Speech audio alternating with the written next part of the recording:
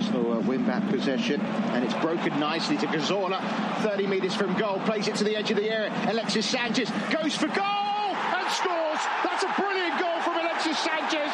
He's been Arsenal's star man this season, and maybe now they're going to get the vital win.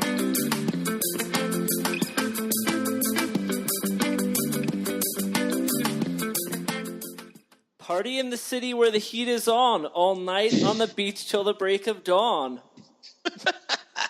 Mike, are you won! Are you back from Miami? Yes, I am back from Miami. I'm here in good old D.C. and excited because we have both a win and we have a wonderful guest. Yes, let's introduce him. Yeah, we have Chas Newkey-Burden, who was a fantastic guest. We're happy to have him on this week. Yes, and we're gonna introduce him now. He's a lifetime Gooner, right? Lifetime, Chas? Absolutely, yeah. Long sentence.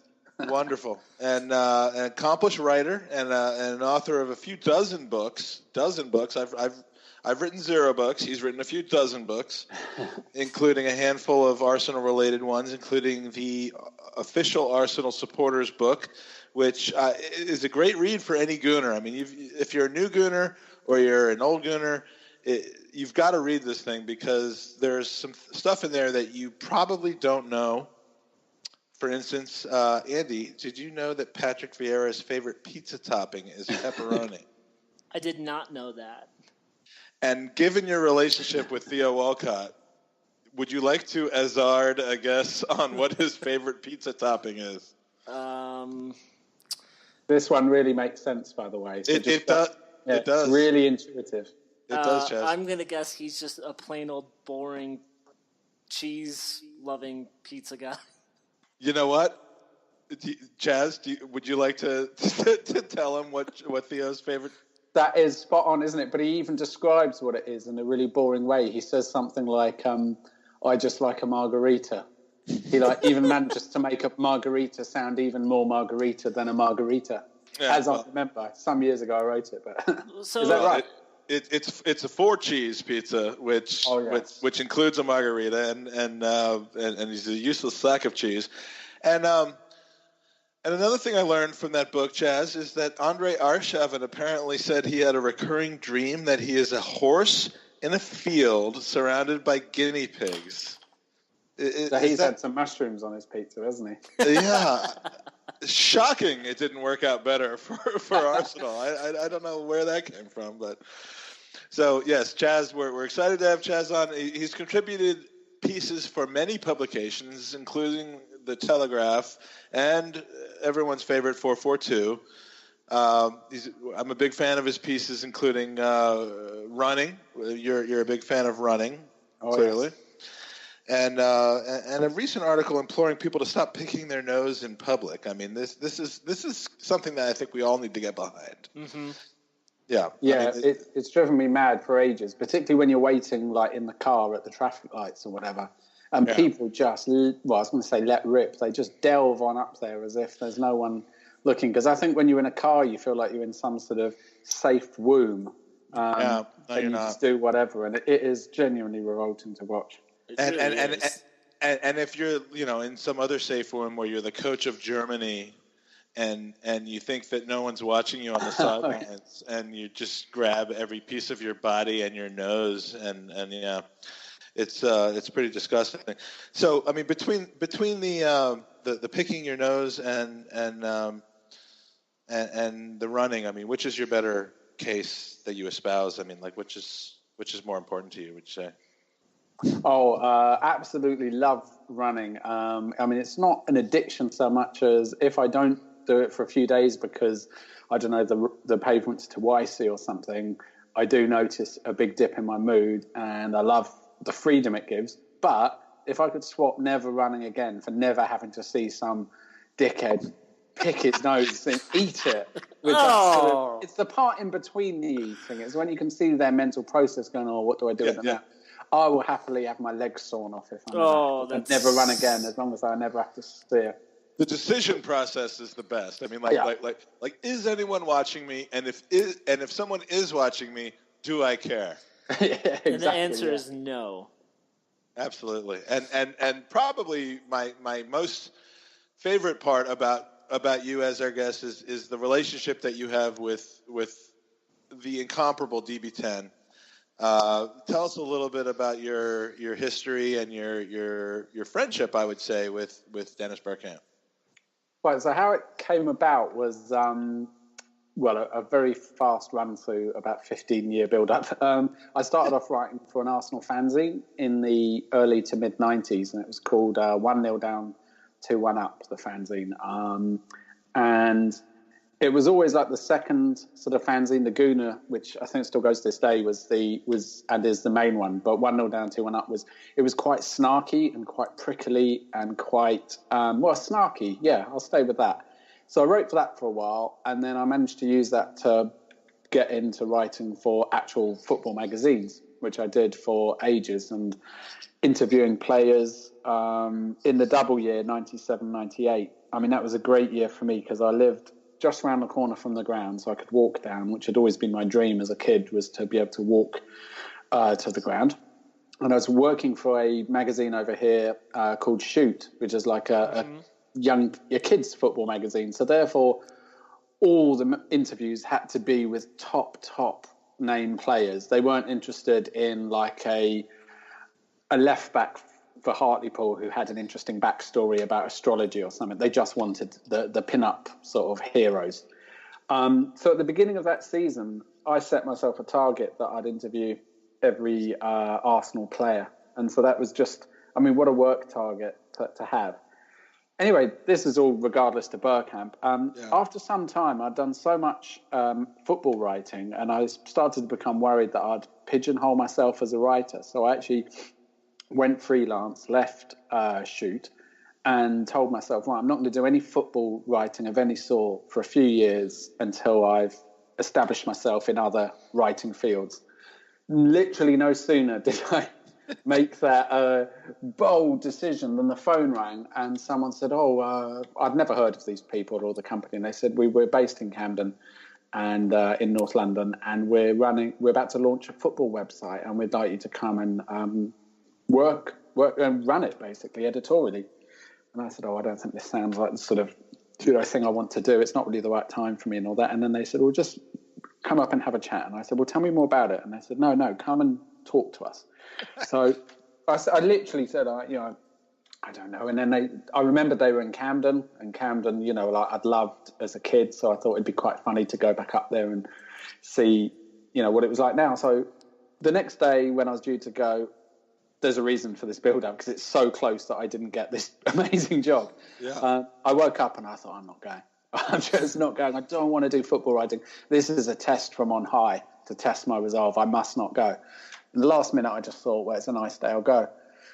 So I turned up and I said, they sat me down and I said, well, what is this website? And they said, well, we're going to host the official website homepages for individual footballers. So this will be independent of any club or kit sponsor. It will just be each player's homepage and personal website. And you'll run it editorially, which will basically involve hanging out with the players, helping them update their website, ghostwriting, in other words, getting them to sign kit, doing photo shoots with them. And generally, you'll speak to them at least twice a week, all year round.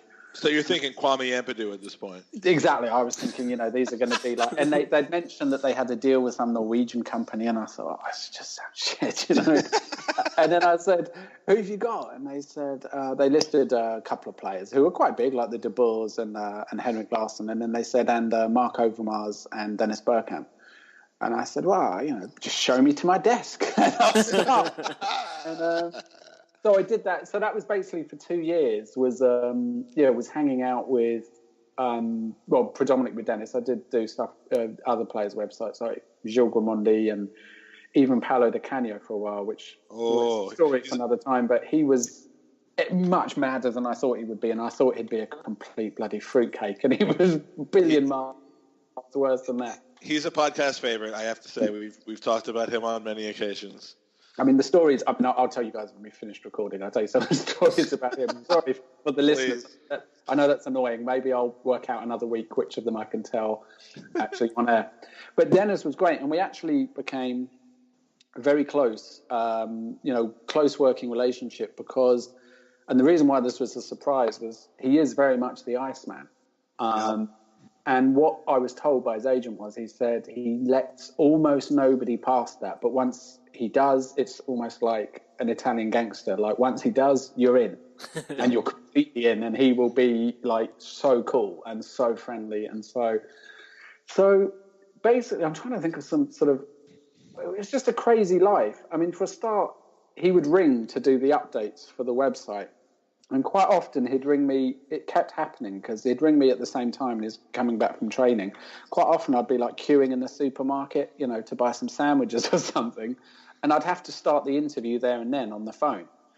And so I'd be in the queue, picture the scene. This is me, how old was I then? Late 20s, but I looked a lot younger and I looked like a prat. I still do. And so when this guy in front of you in the queue starts saying, so what did Wenger say to you at half time? And why did he take you off and bring Kanu on? And you could see these people, they were looking, thinking, right, we've got a genuine lunatic here, like a fantasist in our midst. Because I did not look like the sort of person who would be conducting such an interview. And then I remember also when I used to go to the training ground, this used to make him laugh a lot. He literally used to crease up laughing every time. Was that, say he said, well, come at 1 p.m., meet me in reception at 1 p.m. at the Arsenal training ground, the big modern one that Wenger built, of course. So if it was meet him there at 1, I'd get there, I'm not lying, literally about 11:15, just so I could sit and watch. Because David Dean would walk past and then Wenger would come through and he'd be talking like really openly, because he's in his workplace. Yeah. And I would just, the players all start coming and going. And I think actually the earliest I did get there literally nearly 3 hours early once. And Dennis knew that. He knew I was a colossal Arsenal fan. And he saw me once when I was there really early. And I just can picture now him shaking his head and laughing like, you have got it bad. He did say to me once, you're going to turn up with a sleeping bag one time and just like moving. So those were good days. And then the only time where I thought I'd blown it, and luckily I didn't, was the night we won the league. And then I'll wrap up this part so I don't go over. But we won the league in 2002 at Old Trafford. So basically, to give the background, Dennis would talk to me after every match the next day. And we'd talk about his feelings about it. And then I would write it on the website in his voice, of course. So that was the bread and butter of the job. And the rule was always, I will always ring you the day after the match, which a lot of players sometimes didn't. They wouldn't keep to their deals, and then we'd have a crap website. He said, but we will never, ever speak on the day of the match, come what may, whatever happens. So obviously that morning, or the day before, rather, that match, I said, Dennis, when we speak after the match, I said, could we do it that night? Because I was under real pressure to get something on the website. And he was like, no, no, Chad, not going to happen. I said, okay, that's fine. I'll ring you the next day. He said, I'll ring you. We'll talk the next day and I'll give you a really good update, but don't ring me that night. I got absolutely hammered. I was pissed off my face, like, started, right? So you called him that night. I was so nervous during the match that I was just drinking endlessly. And then afterwards, of course, we won the league. I'm out. My hair was I had hair then. My hair was all red and purple like Freddie's. I had a cigar for some reason. And I was queuing for a kebab at about midnight. And I took my phone out. I was texting all my Spurs fan friends, of course, all night. Of course. And I could text Dennis. And then, of course, the drunken voice. And he said, I could ring Dennis. And I said, I mustn't, because he said not to. And, well, I'll get the sack. But regardless of that, I shouldn't disrespect Dennis Bergkamp of all people. And then the other voice said, press the button. So I pressed the button. The other voice. It rang. And then he answered. And literally the second that he answered, I sobered up, bang, completely sober. Because I shat myself, basically. I thought, what have you done? And so I started apologising.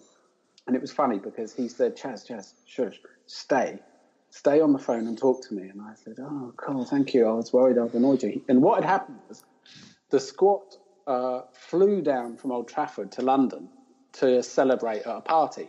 And of course, Dennis famously doesn't fly. Yep. Now, generally, he used to go in the car with a guy you might know who works at a club called Vic Akers. He's had various jobs there over the years, Vic Akers, mostly managing the Kits, ladies team and the kit stuff.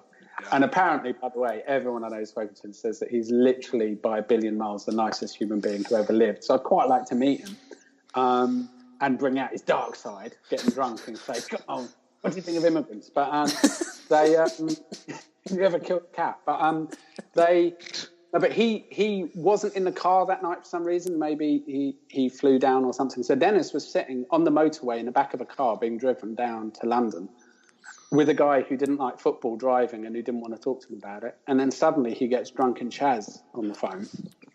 And he's actually pleased. So rather than me blowing it, I'd actually enhanced it.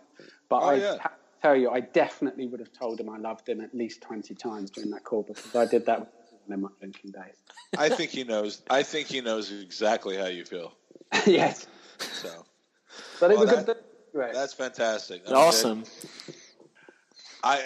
I can't claim to have the Dennis Bergkamp connection. But Andy, you certainly do. No, absolutely.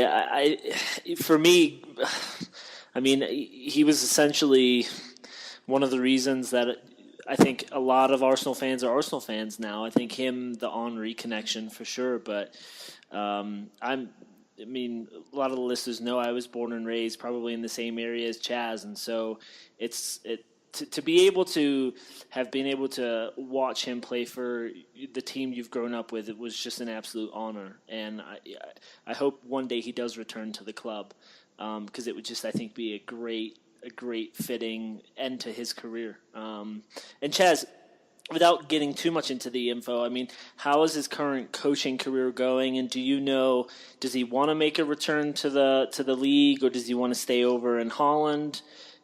Can you offer any insight there? I think he'd definitely like to come back to the club. The last time I spoke to him actually about his plans, I have to be honest, was a fair time ago. But it was quite amusing because, bless him, he invited me to his testimonial, and I sent him a note afterwards.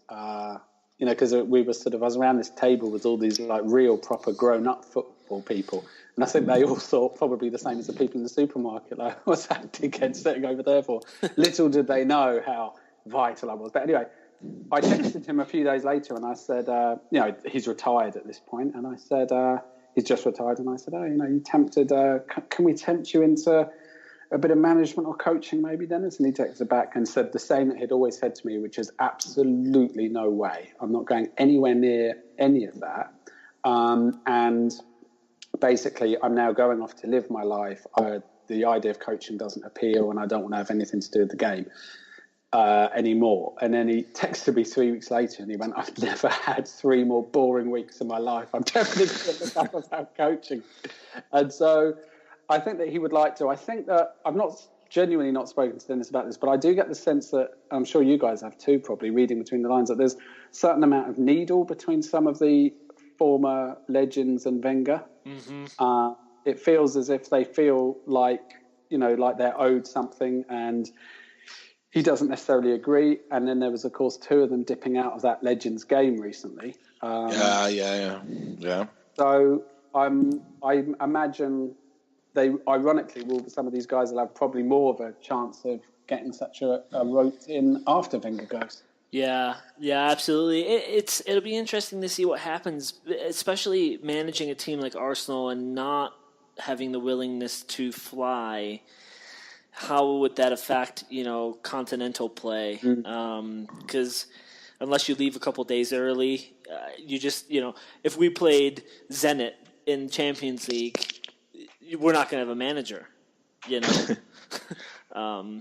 Sure we will. It'll be Eddie Howe. Yeah, maybe, Right? Yeah. No, it's just awesome hearing those stories, Chas, and I think we could probably do like an hour just podcast of you just telling us stories like that. But definitely more for a future pod for sure. Absolutely. Well, I'll save one for the end. Yeah, no, absolutely. Remind me, because I've got a good one. But let's probably you want to do some more routine stuff first. We'll get into the podcast proper, which starts with our weekly question, and I'm gonna say that we usually discuss this on our podcast, Chocolate and You, but this week Mike thought of probably the worst question we've ever had. Yeah, it's pretty bad. And it's funny because one of my answers fits perfectly with Theo Walcott's choice of pizza topping. So his question is, name your top 3 candy bars, can be British or American or otherwise, and the Arsenal player that they have the most in common with. Let me just say that recently I was in the UK. A couple weeks ago I was over there and rekindled my love affair for Cadbury candies and whatnot, and this is where the question came from. I'm starting to think, how can I get my candy fetish with my Arsenal fetish together? And here we go. Well, Chas, did you read the question beforehand, and do you have any decent answer? I have answers, whether they're decent or not. Okay, well, so a very brief preface, because it's actually slightly for me out of date, because I gave up dairy about a week ago. I'm a bit of a Aaron Ramsey in that regard, a bit of a. So these are going to be meat candy bars. Well, yeah, I'm a bit of an animal rights person. It's like, okay. See what I have in common with Aaron Ramsey. He's young, good-looking, millionaire, massively popular Premier League footballer, and he likes animal welfare. Me, I like animal welfare. So, okay. You're basically brothers. Yes, but I have many memories of candy. And so I've got 3. Hot tamales, which I'm sure you guys know. Oh, yeah. So that I absolutely love. And whenever people flew over to America, I'd get them to bring me back loads of boxes. But you can actually now get it. There were these sort of retro sweet shops in England that mostly sell American stuff. And that reminds me of Alexis Sanchez for many reasons. But, small but surprisingly fiery. Tamales sounds a bit like it could be a left back for Chile. Yeah, absolutely. The Chile/Chile. Reginald Chamales starts for Chile. Now you could sign him, and he wouldn't work out. It already sounds like he's going to disappoint this new left back when Wenger signs him. Now I kind of went down the same path here, but I went with chocolate. I had chocolate with cayenne pepper in it. And so I said that it was really hot as hell, and I said the fiery personality would fit perfectly with Xhaka, because you start eating it and you're like, yeah, this tastes really good, and then bam, it hits you, and it fucking hits you. So I went with Xhaka. So kind of the same, fiery, nice. Spice, nice. All right. Chas, did you have a second one? Well, that would work well for Xhaka, particularly if you bought it, put it in your bag, and then forgot you had it for ages and just never ate it. Right, exactly. And just had occasional bites here and there. Right. So I also used to love Twixes, and I used to get the extra long Twix bars. And I was thinking about it, and I was thinking Twix bars, there's something very honest but sort of slightly dull about them. So I was thinking they'd be probably Per Mertesacker, because that's what he is, isn't he? He's like a proper, he's the most English-looking German I've ever known. Whenever he speaks, I always expect a proper northern accent to come out of that mouth. And then the other one I had was, there's one over here now, which is like a popping candy bar, Cadbury's popping candy. And is that what it's called? It's popping candy? Yeah, it's kind of, there's a series of new Cadbury's bars, and they have different themes, and one of them's got little bits of popping candy jelly in them. So they sort of go pop in your mouth if you eat them, but you don't know whether you're going to get one or not. So I thought that could be Theo Walcott, because sometimes he does really pop, but sometimes, he's just more of a 4 cheese, as we've discussed. Well, so keeping with the Theo, I actually went with Theo being a Hershey candy bar, because they're bland and gross. Yeah. Chas, Andy's not necessarily the biggest Theo Walcott fan. By the by, the more we bash, the better he does. You're welcome, Gooner family. You're welcome. Yep. Yes, and all right, so is it my turn? Because I have a couple. Honorable mention, the Nestle Chunky bar Have you ever seen a Chunky, the silver wrapper? Mm. It's almond chocolate and raisins, and it's disgusting, and it's Yaya Sunoga because it's absolute shit. So that's my honorable mention. That's not one of my top three. Dairy Milk, I would Dairy Milk Bar. I'm naming after Carl Jenkinson. Okay. It's pretty basic. I mean, you kind of know what to expect. This is before I realized he wasn't going to be playing today. But it's not the flashiest thing in the world. It gets the job done in a pinch. It kind of seems like it's happy to be there. It's not a big deal. So Carl Jenkinson. Toblerone is Aaron Ramsey. Kind of a former favorite, fan favorite, but it's changed its shape recently. And it kind of needs that change of shape in order to make it work. So that's Aaron Ramsey. Okay. And then we have the Crunchy. And I gotta tell you, Crunchy has a certain place in my heart. Very nice. It's my favorite chocolate bar on the planet. I mean, it's a Crunchy bar. There's nothing in the U.S. that is like a Crunchy bar. Right. Well, there is honeycomb, Mike. Yes, but dipped in chocolate. Yes, but then you have to do things to that in order to get Lauren Koscielny is a honeycomb. I mean, a Crunchy. Crunchy. Yes. When you first try a Crunchy, that sounded a bit erotic for a moment. Yeah. My bad. When you first try a Crunchy, it's kind of like, what the fuck is this? I've never heard of this. I got this candy bar from some second division newsstand. Why did I buy this? This isn't the typical candy bar I'm used to getting. And then you try it again, and it's a little bit better. But then it accidentally runs into another candy bar and loses you a league cup. So I'm not upset about that, okay? It's okay. That was 10 years ago. But then the bright gold wrapper just keeps luring you in, and then you age and mature, and you keep trying it, and over time you acquire that taste for that perfect mix between the normal chocolate exterior and that golden honeycomb interior, and it just melts in your mouth. And before you know it, you look back on the last 5 years, and you're like, look, the Crunchy bar.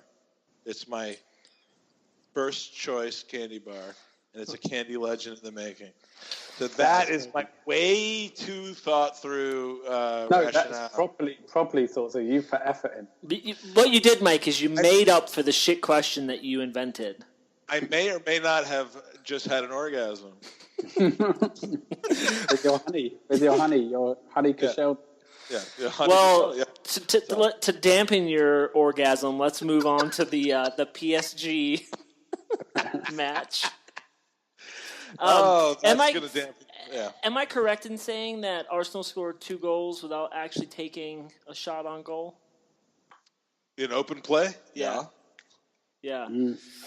This one hurts. This match hurts because it's pretty much certain that we are not going to finish top of the group. Which we're going to finish second, and wherever that pans out, it pans out. But this was not our greatest performance. No, Chas, did you watch the match live? Did you go to anywhere? Where do you usually watch your football matches? Where do you take in the games? Well, I go to most of the daytime home games to the Emirates. Normally go to just a couple of away games a year, and then I go to evening home games, basically right at the beginning and right at the end of the season when it's like vaguely nice weather. I used to go all the time, but it's I've moved away physically, further away from the ground physically, and definitely further away from the ground. But otherwise, I tend to watch them just at home, hurling abuse at the screen while my dog looks at me like, "Why have I gone mad?" I mean, I felt that against PSG, what sort of annoyed me most was just it's that thing that's come over the last 3 or 4 games, which is just suddenly they're looking so hesitant and fragile.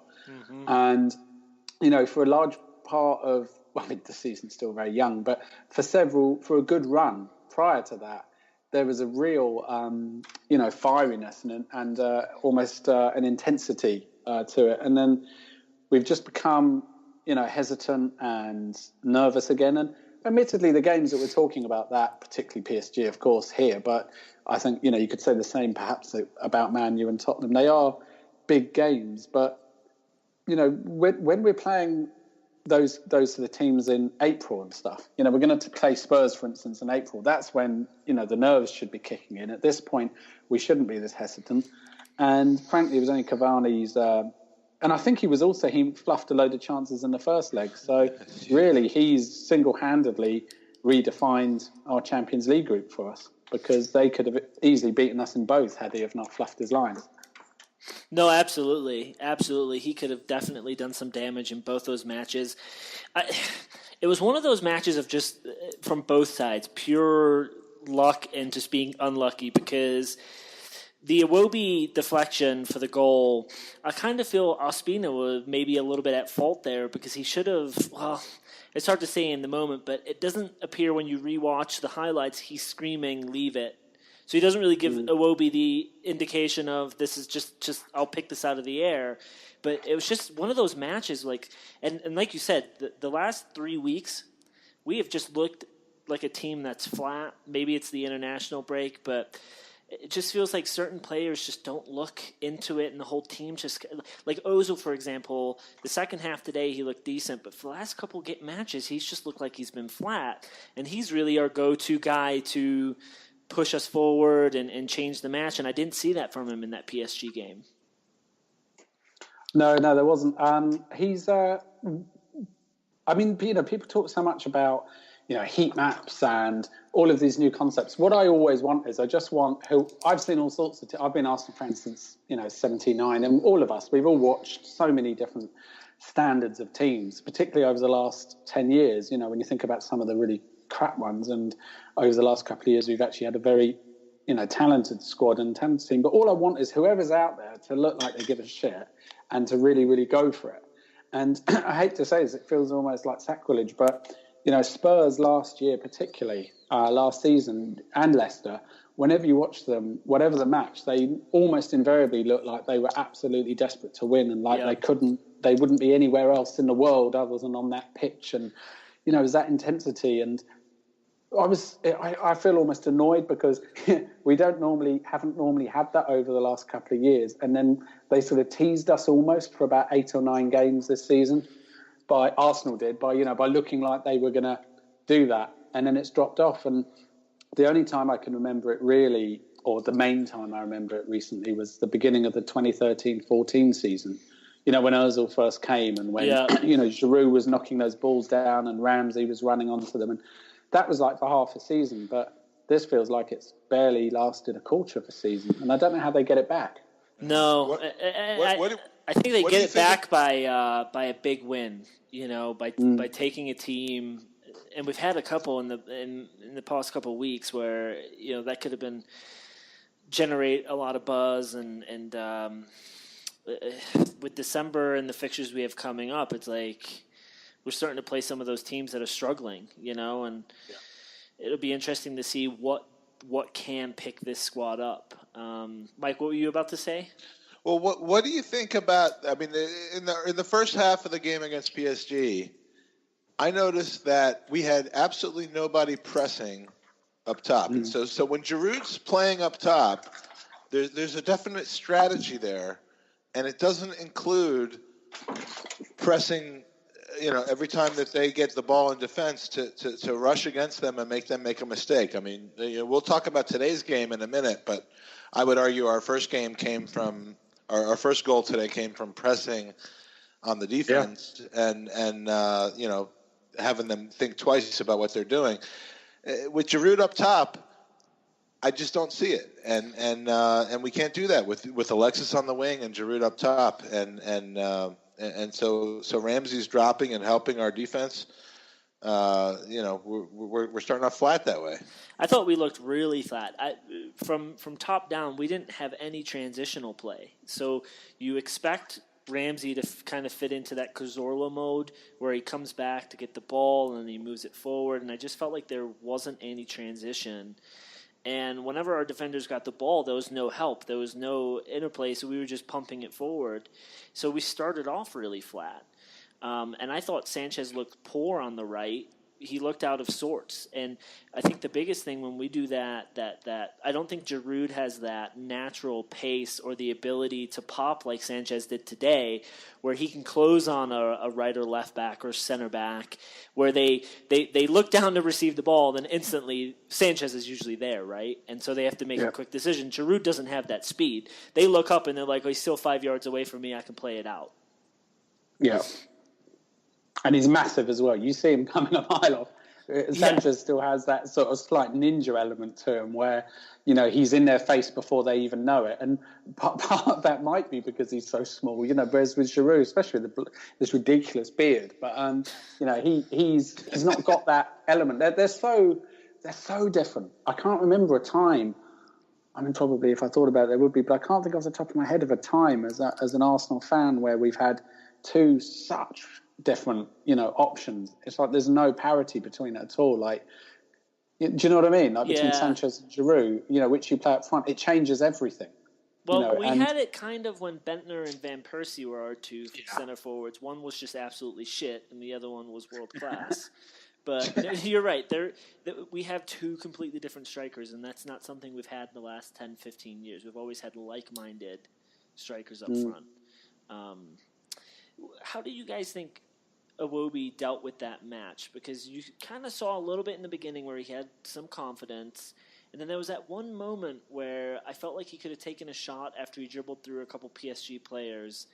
He looked for the pass, it didn't work, and then from that moment it looked like his confidence was just shot. How do you guys think he played? Mike? Well, I just worry that he's got that gruesome thing that you don't want too much of in players. It sounds awful, but he's very, very intelligent, I think, and he's very thoughtful. And, this is just me reading it from afar, but I just worry that he's the type who will overthink things, who will go into a bit of a funk if, something doesn't go wrong. And that's going to be, that's going to be an issue for him. And, all players have their issues or their weaknesses or whatever, but I could see overthinking being his because he does seem quite a bright and deep spark. Well, Iwobi seems very delicate. I mean, I love the support that he got after his own goal. I mean, who was that? Gabriel came over and basically just gave him a cuddle. I mean that goal wasn't his fault. But I've been saying for a few weeks now, Iwobi is uber talented. He's reached the point where he's at, which is he should be starting in the Premier League, and he's starting to suffer a little bit. I mean, I think he needs a few weeks on the bench. I think he needs to chill out a little bit. And, I hate the fact that he is responsible for the own goal, but that wasn't his fault. Do you think it's a shot to his confidence he didn't get any minutes today? No, I think it's what he needs. I think he needs to be, look, I mean, people can get benched for a number of reasons. People can get benched because they suck, or people can get benched because they're, in need of a rejuvenation, and he's in need of a rejuvenation. He belongs on the first team, but he is not going to play through his struggles and confidence.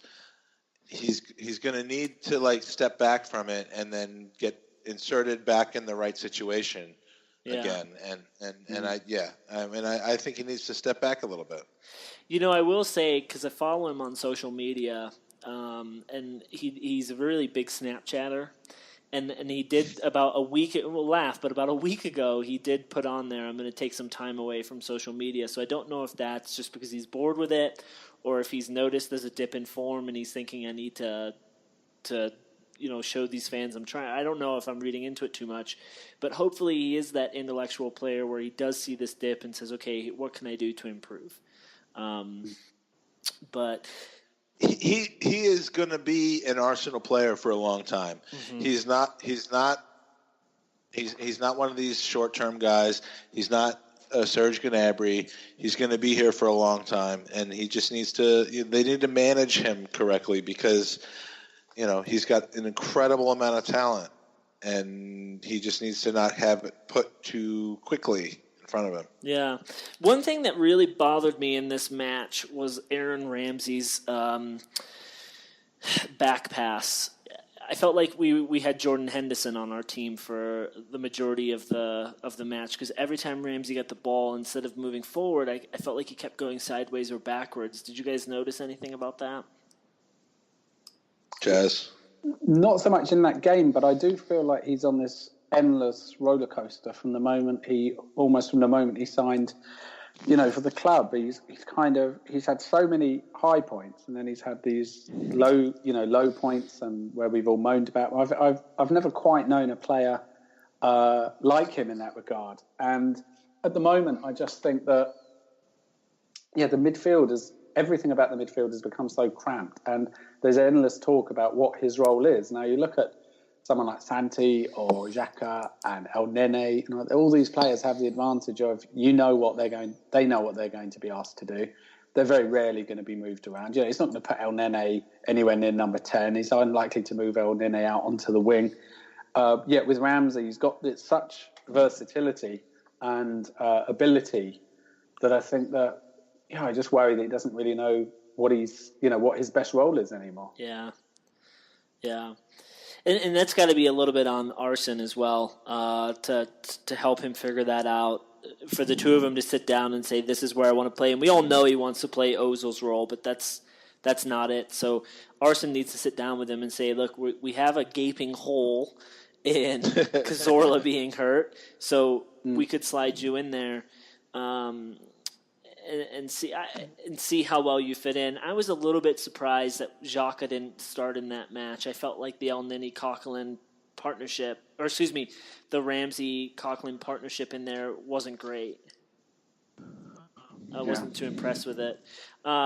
So basically we're taking second. So the Basel game now is essentially, obviously we want to get the 3 points in case PSG slips up. But do you see a squad rotation, or do you think we go in with our full squad and just try and get those 3 points? I think I personally think that Arsene's going to treat this like a dead rubber. I mean, we still have a chance to finish first, but I think he's going to play the second squad. I think he's going to say, look, the odds are against us. And given the lineups of who we could potentially play against, maybe that's not that bad of an idea. Yeah. So right now, if we look at the Champions League, Atletico, Monaco, and Barcelona are for sure going to top their groups. We all know we're going to get Barcelona in the last 16. Obviously. But still up for grabs is Dortmund or Real could finish first, second. Juve, Sevilla are both still up for grabs. And then lastly, Napoli and Benfica. So the one positive coming away from this, gents, is that we're not going to face Bayern. Unless we finish first, but and then I think the last group included City, and Leicester, which we obviously can't play either of those two. So anyway, first or second, we're going to be facing some tough teams anyway. But let's hope we can either go down the Monaco or Napoli Benfica route. The thing is, there's no team apart from, obviously Barcelona, but if we, and this is going to sound crazy to a lot of people, but I could see us going backwards, possibly even by 2 or maybe even 3 positions this year, and doing really well in the Champions League, maybe even getting to the final, because I just look at some of the players, firstly, the caliber of players we've got, and the nature of some of them, people like Alexis and Ozil and all that. I think a team like that on form against most teams in Europe, we would have a chance of winning. And I think we also have a very lucky streak to us this season. And that is one of the things that I have enjoyed this season. Of course, that's a classic glass half empty or full. You can look at it as, and we've got luck and luck's really important, or you can look at it as, by saying we have luck, we're basically saying we've been shit a lot of the time. But I've just always had this feeling that this season we could just go somewhere in Europe. However, some of our performances in the group, well, particularly the last one, don't bear that out. But I still think that a lot of our players are possibly better suited to the Champions League, is I guess what I'm saying, than they are to the sort of hurly-burly of the Premier League. No, I'd agree 100%. And you need some luck to drum up a championship. It would be very remiss of me not to mention that our neighbors in the north of London have been knocked out of the Champions League, and they have returned to Thursday Night Football where they belong. So thank you for pretending, but jog on. Oh, I go running with a Spurs fan quite regularly, and they really, really thought that. Obviously, I mean, I think they deserved to finish above us last season, but they really. I'm glad they didn't, but I think they deserved. It's not about what they deserve. I'm glad they didn't. It's about what they get. And they were much. I mean, they all tried to put a brave face on it, didn't they, on social media and beyond. But they were properly annoyed by that, and I think the fact that Leicester are going through. Am I right? Yeah, they're already through, and they're going to top their group. They rampaged through their group. That's got to stink for Spurs, man. It's got to really stink. So, and then of course the Thursday thing will hopefully screw up the rest of their season. So there we go. Yeah, fingers crossed. So moving on to today's match, which certainly was a game of two halves. I think that. Again, we started. Now, it was on Twitter, and it was kind of one of those mixtures of Arsenal played like shit, but I got to give Eddie Howe a lot of credit with how he came out tactically and matched us. But I think we really got lucky with Sanchez scoring that first goal to kind of help us gain some momentum in this match. And again, as we talked about, his ability to close down and high press. But how do you guys feel we started off this match? Because again, it just seemed like we were flat. So what are we missing here? Is there something that we're Chaz, what do you think? I mean, you mentioned it before. What do you think what's going on in the locker room or pre-game? Do we underestimate Bournemouth, or do we just need an extended break, or what? I've got a weird conspiracy theory, but I'll spit it out anyway.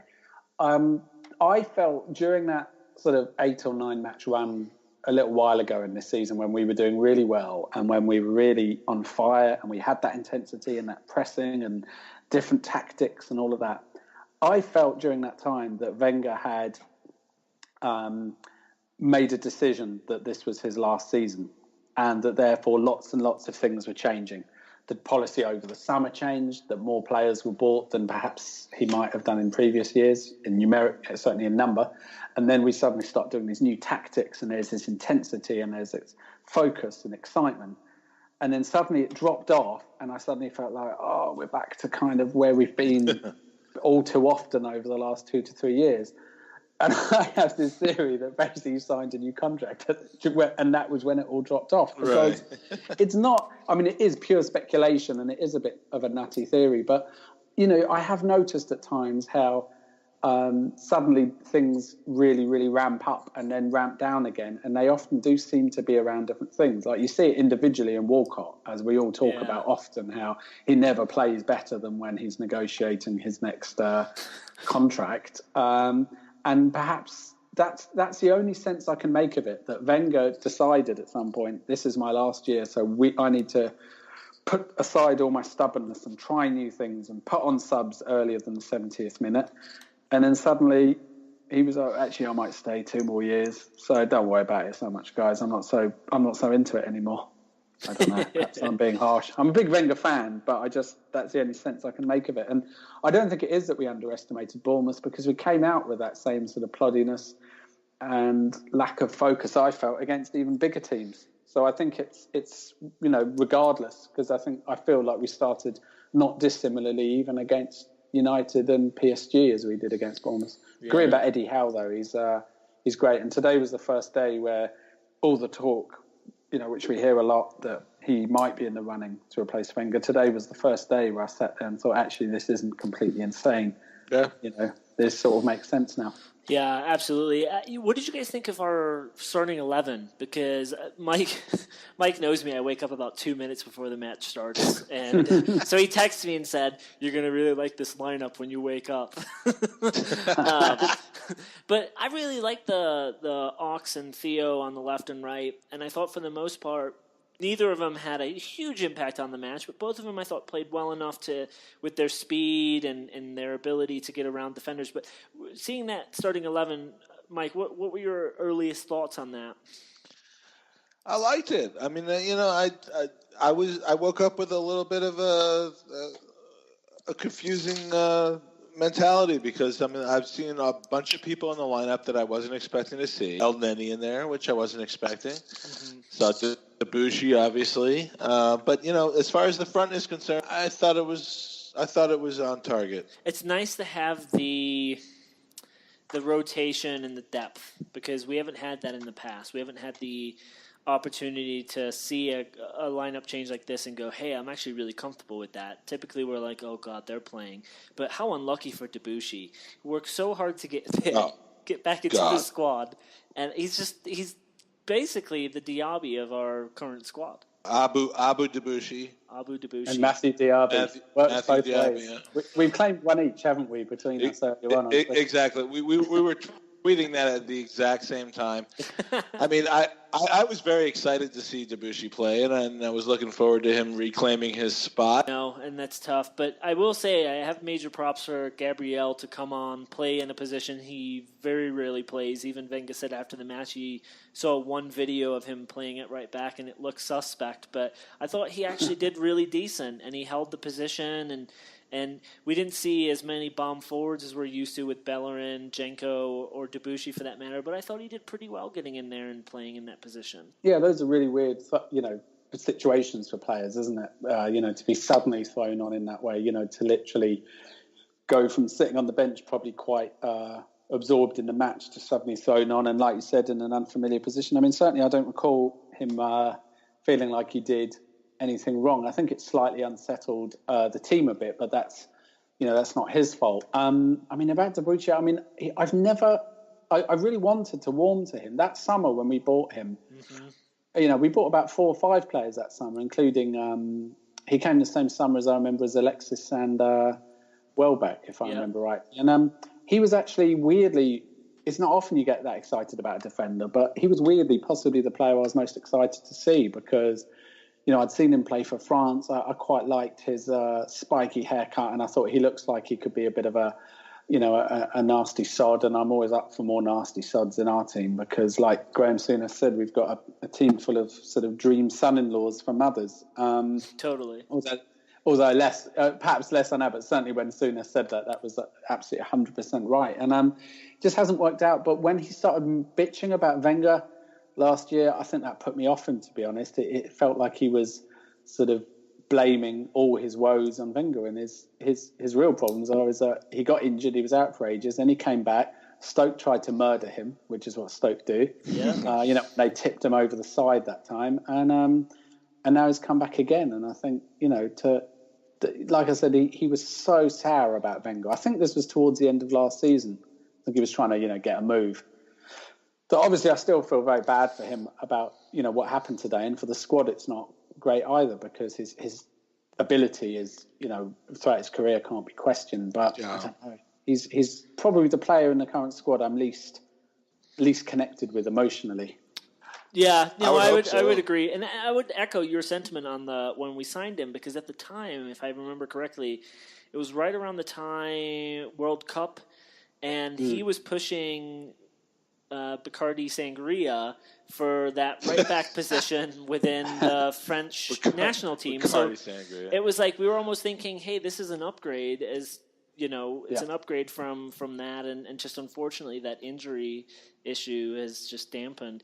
Do you guys feel like Ozil and Sanchez have just agreed to only pass to each other during the match? Because it felt like for a lot of this game, whenever they got the ball, they just looked for each other. It wasn't very much like include the rest of the team.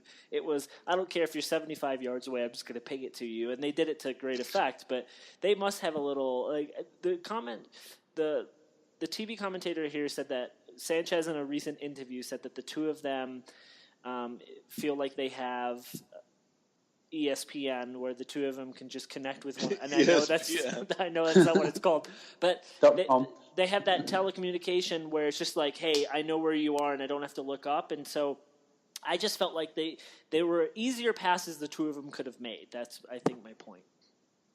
Well, he did.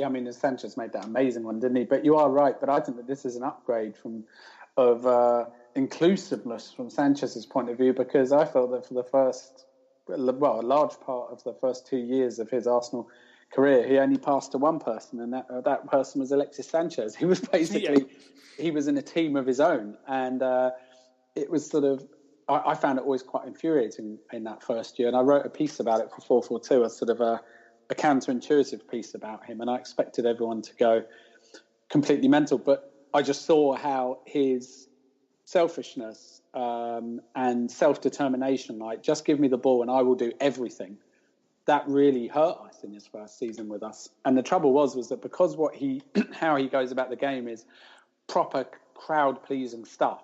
You know, if he was to stand for if all the Arsenal players were to stand for Arsenal president, sorry to rake up a recent pain in your, but if they were all to stand for Arsenal president, Sanchez would win by a landslide on campaigning terms, wouldn't he? He would be the person that everyone would want, whereas Ozil would probably come like last in campaigning terms because he's more introverted. So if he's going to find another player that he trusts to pass to, then that's even if it's only one, that's a step up.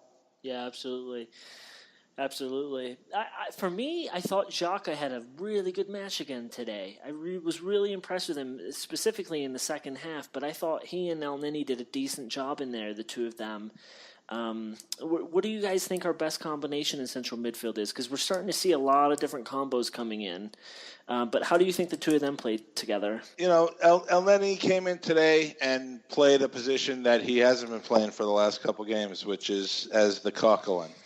And I kind of prefer him in that position. So El Neni and Xhaka, it's a good combination. I want to see Xhaka pushing a little bit forward and El Neni in the cock position. What do you think? I really liked it today, and we could go on endlessly with, I like the idea of all the main sort of combos that would be in the running, but I think I really like El Nene, and I like that sort of role. That sort of he's so mobile, and I'd say stick with this one for a while. Yeah, I agree. Until Cazorla gets back into the picture in the frame and starts pushing for one of those starting 11 positions, I really like this combination. So that's the thing. With Cazorla out, it's four people fighting for different positions, and I think Koch and Ramsey has not worked, so we gotta go with something different.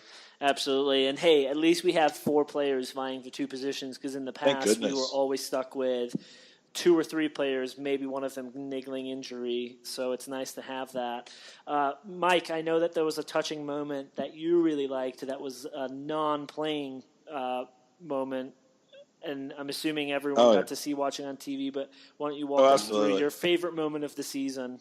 Absolutely. My favorite moment of the season, after we scored the goal against Bournemouth, Danny Welbeck, who I think you probably easily can forget is our guy, just giving the shit to Jack Wilshere on the sideline after our first goal. It was beautiful. I don't know if you got that over in the UK or not, but in the US, we just got to see a little hint of Welbeck just giving it hardcore to Wilshere, and he didn't look happy about it. Well, no, because Wilshere came out this week when they interviewed him saying you can't play, and he made the comment, I'm a Bournemouth player, so I want Bournemouth to win. Obviously, that's what you would expect him to say, but it was nice to see the two of them sitting together and seeing that little bit of ribbing, because we do often forget that they're both Arsenal players because they're so in and out of our squad. So, Chas, did you go to the match today, or did you watch it on TV? No, I watched it at home, and I loved the fact it was end to end right from the beginning. And I just think Bournemouth is the sort of team that it's a pleasure to play against. They made for a good game as well. And I'd quite like to play Bournemouth every week actually, because I think we'd generally end up beating them. But it would be, you wouldn't feel like you were against a team who had just come to try and destroy Wenger's and our vision. It looked like they wanted to try and take us on it, and that's very admirable. And I think it's again a great tribute to Eddie Howe that he's willing to sort of to go down, not fighting, to go down playing rather than to go down fighting. I think that they deserved their equaliser, if not the ins and outs of the penalty. The nuts and bolts were a bit, it was a bit of a weak penalty. But I think at that stage they deserved an equaliser. But I was so pleased for Monreal that that he was so key in the comeback. Yes. With that great cross. Oh, it was beautiful. Because he can tuck him away, as we saw at Old Trafford, the other year. So it's not as if there was no decision for him. You get some defenders where it's just like, no, I don't shoot, I just cross.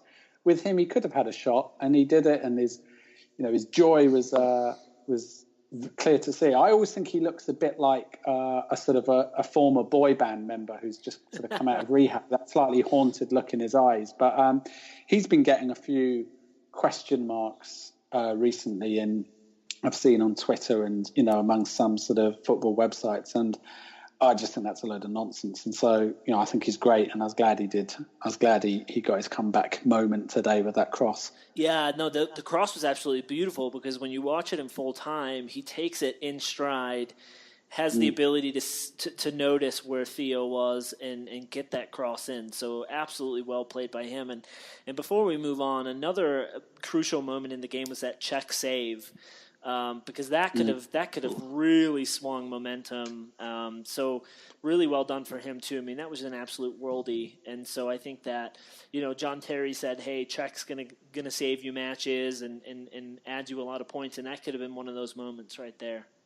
Absolutely. Yeah. So rounding out November, 5 points out of 9, not particularly horrible considering the teams that we had to play in that month, and moving forward and going into December and the Christmas period or the holiday period. I think that we did pretty okay. I think we did okay in November. It wasn't our usual shitty month. So props to the lads, and I think 5 out of 9 isn't too bad. Maybe you two will disagree with me, but I'll take those points considering who we had to play. Yeah, when you look at the matches individually, certainly, somebody said, you're going to get a draw at Old Trafford, or do you know what I mean? When you look at them individually, I think that with most of them, I'd say, yeah, I'd take that. When you say 5 out of 9, when you put it that way, of course, there's a part of you that sort of thinks, oh, that sounds a bit average, a bit sort of going to finish fourth again. But no, in the circumstances, and also let's remember that we're trying so many things out. Do you know what I mean? It's like we don't have a clue quite what we're doing in central midfield. Selection-wise, it's all up for grabs. Mustafi's been settling in. We've been having sometimes Sanchez up front, sometimes Giroud, but when it's Sanchez, that's a very new thing. These are new issues for us. That season I mentioned earlier, the 2013-14 season, we'll all remember. It's like part of the reason why the team was so good in the first half was because the team literally to the inch picked itself. We didn't have any other options. Right. So the fact that if you added all those factors up, then yeah, I think we've done pretty well. No, I completely agree. Mike, I know that you were kind of, and we talked about it 2 podcasts ago, but you had said, with United and Tottenham, 4 points wouldn't be good enough. We walked away with 2. But now looking back at November, what are your thoughts there? And we still have one more match to go. No, wait. December starts Tuesday, right? Anyway, doesn't matter. Mike, what are your thoughts? 5 out of 9 points. It can't start soon enough. I mean, we have a flat track now. I mean, it's been tough in November. We have 3 or 4 weeks full of flat track games. Yep. And we've got to win them all. I mean, we had a flat track for 6 weeks between Chelsea and Spurs, and we took 10 out of the 12 points. We advanced in the League Cup. We won 3 times in the Champions League. And then we went through a run of games so that we knew it would be tough, and we had a few ties. I mean, but now, other than the City game, we have about 5 or 6 games now that we should be able to win. Totally. I was about to say the same thing. I mean, we've got Southampton in the League Cup, which we'll talk about in a little bit. We have West Ham, Basel, then we go to Stoke. We have Everton, big match against City on the 18th. West Brom, Palace, Bournemouth, Swansea. So, and then Burnley and Watford. Track. Yeah, no, absolutely. Those are all matches that we should be winning. So, Chaz, I don't know if you've listened to a lot of the podcasts, but Mike has this game where he basically creates an Arsene Wenger quote, and we have to try and guess which is the real. Wait, I'm so fucking bad at this game. Mike, explain it. Yeah, it's a horrible game where I give 3 quotes for Arsene Wenger, and one of them is a made-up quote, and you have to guess which one is the made-up quote. Have you heard the game? I think I have, but I love it anyway. I love it already. Okay. Anything about Wenger quotes. Speak as Arsene, but I can't do the accent at all. Well, I think what's really interesting about this game now that we've done it, we can never win. Like, you always stump us. So I give you a lot of credit for making up fake Wenger quotes because they sound so real. So hopefully this is the week. This is the week. All right. So do we have it in us to do it? Let's do it. All right. Quote number 1. Well, I think we've put intensity into the game, and overall, I believe that we were committed for periods, dominant, but the start of the game was in favor of Paris Saint-Germain because I think we let them play too comfortably. All right, that's number 1. Number 2 is...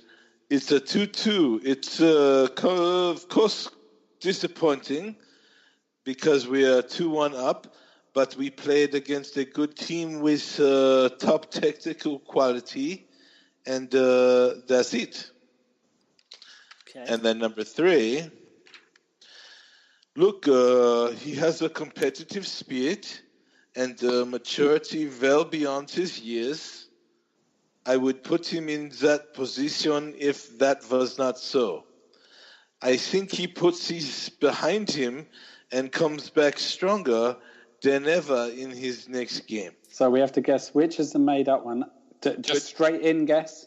Which is the well? You can decide who the quotes are about, or just go for it. So the third one was about Iwobi. Okay. I'm going to guess that they all sounded so much like him.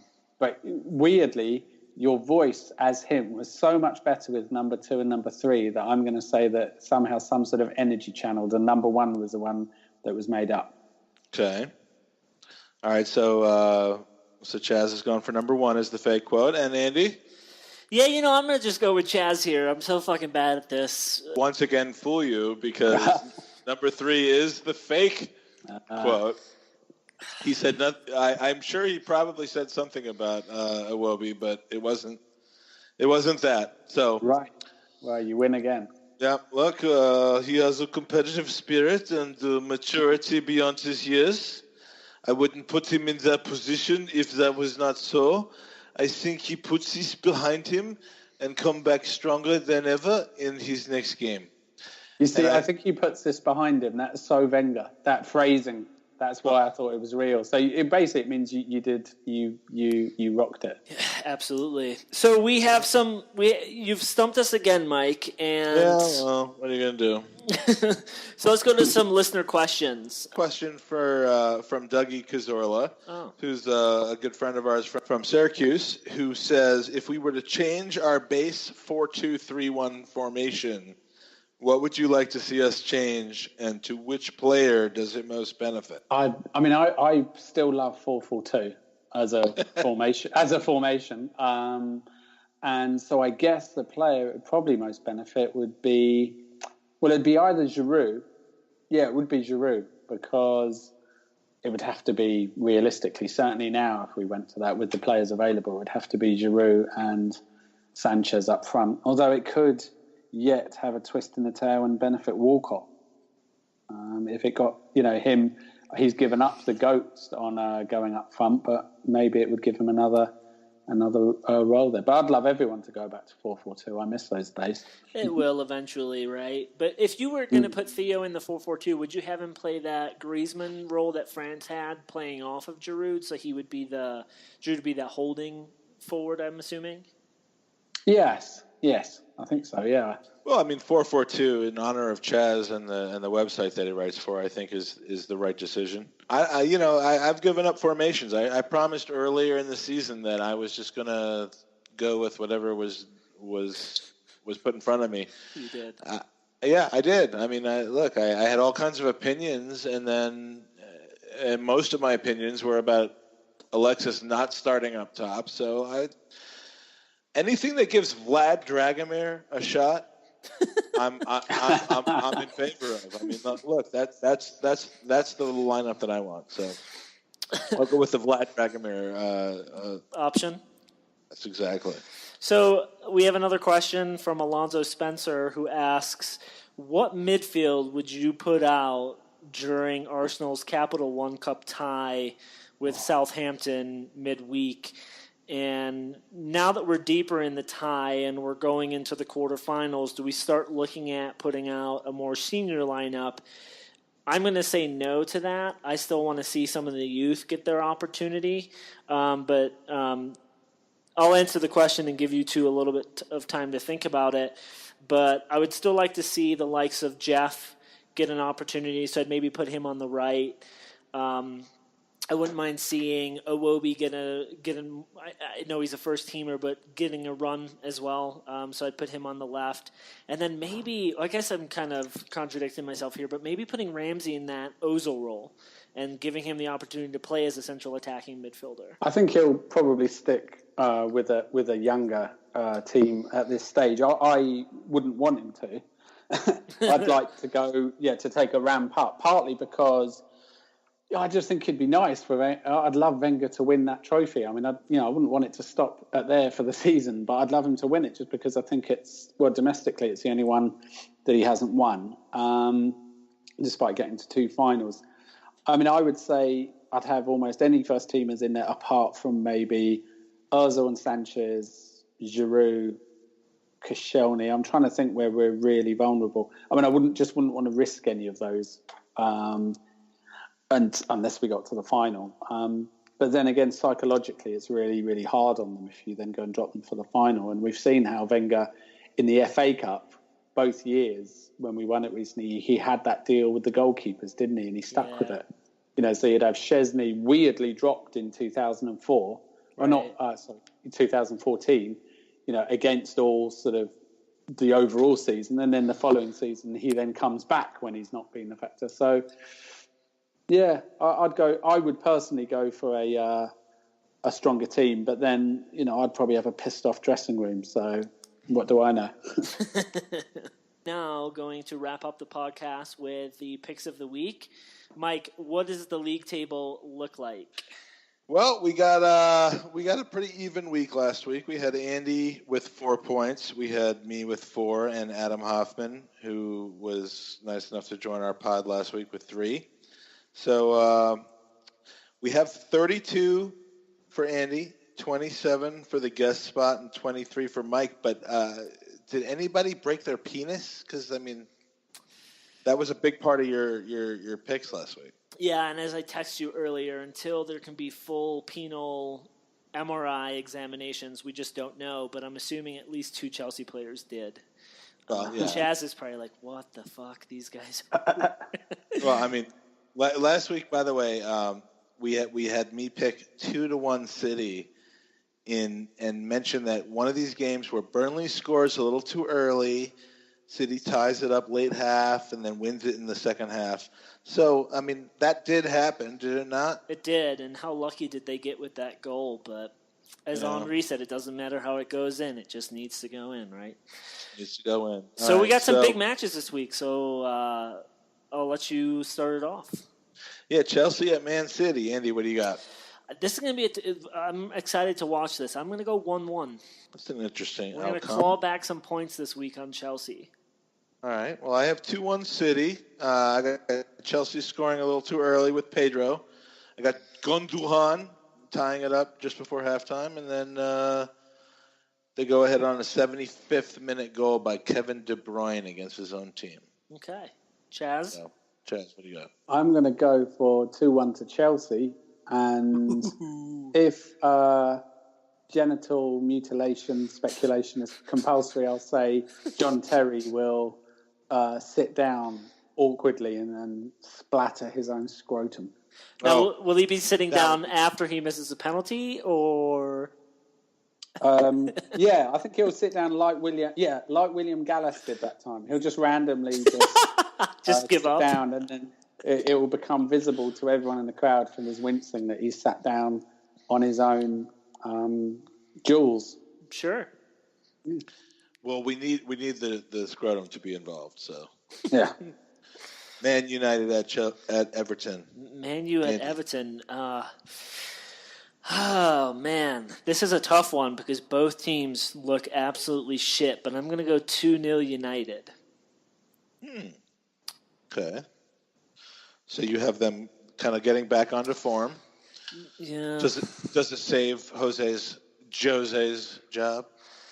I feel like Manchester United are so deep in the doghouse with this Jose hire. There's no way they're going to fire him. So he's going to have until the end of the season. But yeah, the only way he gets canned before is if they're like relegation scrap, which we know won't happen. I just don't see them fight. It's too much of a shit show over there. So yeah, I'm going to go. What did I say? 2-0 United. You did. So 2-2. I have 2-2. United goals both come. The 2 goals are going to come from Timothy Fosu-Mensah, and the other goal is going to come from Sam Johnstone, the backup goaltender. Both of Everton's goal come off of own goals scored by Matteo Darmian's nasty ass mutton chop cheek pubes. Is that cool? Yeah, that's fine. No, you could go with that. Can I go with that? It's yours. Because those cheek pubes are going to score a goal. I'm going to tell you right now, if that happens, you're just going to win the whole thing. I'm going to go controversially and say 3-2 of all scorelines to Everton. Nice. And the winner, maybe not the winning goal, but the winner of life among Everton fans remains the one who dressed up as the Grim Reaper and sat next to the dugout when David Moyes went back with United. I mean, it's just so genius that. It's so aggressive, it's so trolling, and yet what can you do? How can you say to someone, no, you're not allowed to wear that costume? But, I mean, it was just so funny. Every time he got up and sat down, right on the brink of losing a job, and then he just sees the Grim Reaper. What a hero. Seriously. So 3-2 Everton. That's nice. I would love that. Liverpool at Bournemouth. Yeah, this is going to be another good match. As we saw today, I don't think Eddie Howe is the type of manager who's going to just sit 10 men behind the ball against big teams. He's going to play that counterattack, and Liverpool are certainly susceptible in the back. So I'm still going to go with a Liverpool win because they're riding a wave right now, but I'm going to say it's going to be a tight game at 2-1. Nice. Okay. Well, it's at Bournemouth, so I'm gonna go for 1-1 with Liverpool experiencing a Coutinho hangover. Did they announce how long he's out for? Chas, did you see or hear anything? No, I didn't. No. He's out for a while, though. It looks like. Yeah. Jack will clatter into Jordan Henderson, injuring them both. Henderson misses 2 weeks. Jack misses 2 years. 1-1. Chas? I'm going for crazy scorelines, I know, but I'm going to stick with the theme of them. I'm going to go... is it at Liverpool or at Bournemouth? It's at Bournemouth. 4-1 to Liverpool. And if it was at Liverpool, what would you have adjusted that to? 4-2. Okay, wonderful. The next game is Southampton at Crystal Palace. But participant in one of the greatest games we've seen all season. I'm going to go 2-0 Southampton. Okay.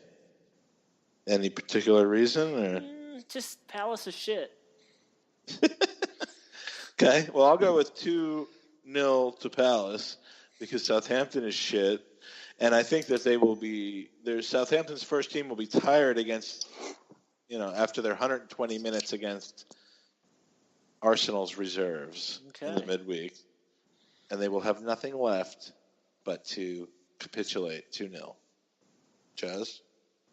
I've just remembered that when we do these prediction things like this, that nobody ever says 0-0. And that a certain amount of matches each year must be 0-0. So I'm going to suddenly go for 0-0 at this stage, even though it's unlikely when Palace are involved. Out of all the games, this is a good one to go 0-0 with. So, yeah. Absolutely. And last but not least, Arsenal at West Ham. Ooh, this is a big one for me. Best friend, father, brother-in-law, all West Ham supporters. So I'm going to go this. Hey, guys, this is where we find our swagger. I'm going to go 4-0 Arsenal. I have the first team energized by not playing at all against Southampton because I don't think we're going to play any of our first team in midweek. And we will win 4-1 in a sterile Olympic Stadium. And Chaz? 3-1 to Arsenal. Nice. Excellent. We can't lose that game next week, can we? No, we can't. We really cannot. So as it stands, Chelsea lead the table. They're 3 points ahead of us. We're 2 points behind Poole and City. Gained a little ground on Tottenham. We're on 28 points. They're on 24. But I think the biggest talking point is with today's draw, United are 11 points off of first, 8 points off of us. And I think at this point, with the way they're playing and the way everyone else is playing, I can't see them finishing top 5. And then interestingly, down at the bottom, we're seeing West Ham, Palace, Hull, City, and Sunderland all just fighting it out for those last relegation spots. So with the run of games we've got coming up, we're playing West Ham, Palace, and Swansea, who are all fighting for relegation. So we should be getting some maximum points here. I feel it. So Chaz, thank you. 100%. Thank you so much for coming on to the pod today. And you had said you had a last story about Bergkamp. Oh yes. So the most amazing thing he ever told me was he asked me once. He said, "What would you say?" Because we were talking about assists, and he said, "What would you say is the ultimate details of an assist?" And I said, "Well, do you slot the ball through? That the goalkeeper and the defender can't get to it, that the striker or midfielder for our team can, and he scores." And he said, "Correct, except that you've left one detail out." And I said, "What?" And he said, "It has to be weighted so the opposing team players can't get the ball." But he said the ultimate for him was when it was weighted that they thought they would be able to. And he said there's the tiniest, subtlest little difference in weight that he would tap the ball either a bit faster or a bit slower, purely to tease them into thinking that they could get it. And he said for him that was the ultimate assist. And I thought it's almost evil. It's kind of... But it's the attention to detail, and it was the look in his eyes when he said that slightly less or more pressure on the ball as he kicked it, just to tease the goalkeeper. So the goalkeeper had a split second of hope. Oh, I'm going to be able to intercept this, but then they wouldn't be able to. So I did enjoy that. And credit to him. He's probably one of a few players that's ever played this game where they could do that in and out every time they controlled the ball. And I think Ozil is on that list as well. But, God, he was a hell of a player. And as we said in the beginning of the pod, love to see him back at the club at some point. Yeah, that'd be great. Well, again, thank you so much for coming on to the pod today. Mike, always a pleasure. Thank you. Thank you, Chaz. Thank you. It was lovely to be here. Appreciate you being here, and come on, you Gooners. Join in the banter through our social media outlets. You can like us on Facebook at Gooners in USA. Follow us on Twitter at Gooners in USA. Send us an email at gooners@goonersinusa.com. Check out our website, which is www.goonersinusa.com. You can subscribe to our podcast on iTunes, and please send us questions, comments, suggestions, or anything you'd like addressed on the pod. Come on, you Gooners.